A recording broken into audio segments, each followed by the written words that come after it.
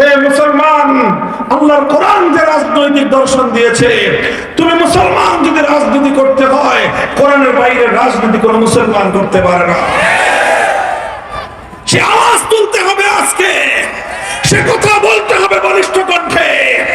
হে আমাদের যুব সমাজ, বিশেষ করে তরুণ সমাজ, মেহনতি সমাজ, ছাত্র সমাজ, তোমরা যদি দাঁড়িয়ে যাও, ইনশাআল্লাহ আগামীর বাংলাদেশ হবে আল কোরআনের বাংলাদেশ।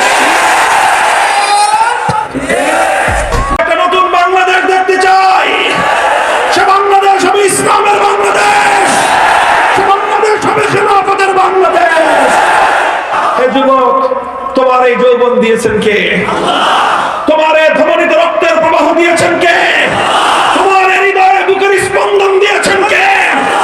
রক্ত যদি জমিনে ঝরতে হয়, আব্রাহাম লিঙ্কনের আদর্শের জন্য নয়, শেখ মুজিব জিয়াউর রহমানদের আদর্শের জন্য নয়, কার্ল মার্কস মাও জেদুং লেনিনদের আদর্শের জন্য নয়, রক্ত দিতে হলে আল্লাহর জমিনে, আল্লাহর কোরআনের জন্য, আল্লাহর দ্বীনের জন্য দিতে হবে।